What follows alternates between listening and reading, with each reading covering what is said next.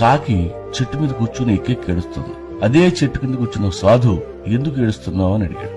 అప్పుడు కాకి చెప్పింది, నేను నల్లగా ఉంటాను, ఎవరు నన్ను పెంచుకోరు, ముద్దు చేయరు, నన్ను ప్రేమించే వాళ్లే లేరు, ఏ ఇంటి మీద వాళ్ళ కర్రతో కొడుతున్నారు, నా మీద నాకే చిరాకిస్తుంది స్వామి, ఈ ప్రపంచంలో అందరూ బాగానే ఉన్నారు, నా జీవితమే ఇలా ఏడ్చింది అని చెప్పి ఏడుస్తుంది.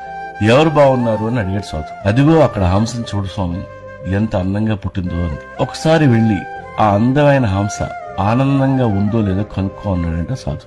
కాకి వెళ్లి హంసను కలిసింది. అప్పుడు హంస అన్నది, నాది ఒక అందమైన తెల్ల సున్నం కొట్టి దేవుడు నన్ను ఇక్కడ పడేశాడు, ముగుడు తెచ్చిన ముండలా ఎప్పుడూ ఈ కొలంలోనే తిరుగుతూ బతకాలి, ఆ మఖాం చూడు ఎంత అందంగా పుట్టిందో అని హంస ఏడ్చింది. సో పక్కోడి జీవితం మనకంటే బాగుందని అనుకుంటాం, డబ్బు ఉన్నోడు మనకంటే బాగా బతుకుతున్నాడని అనుకుంటాం. ఏం కాదు, ఇక్కడ అందరి జీవితాలు అలాగే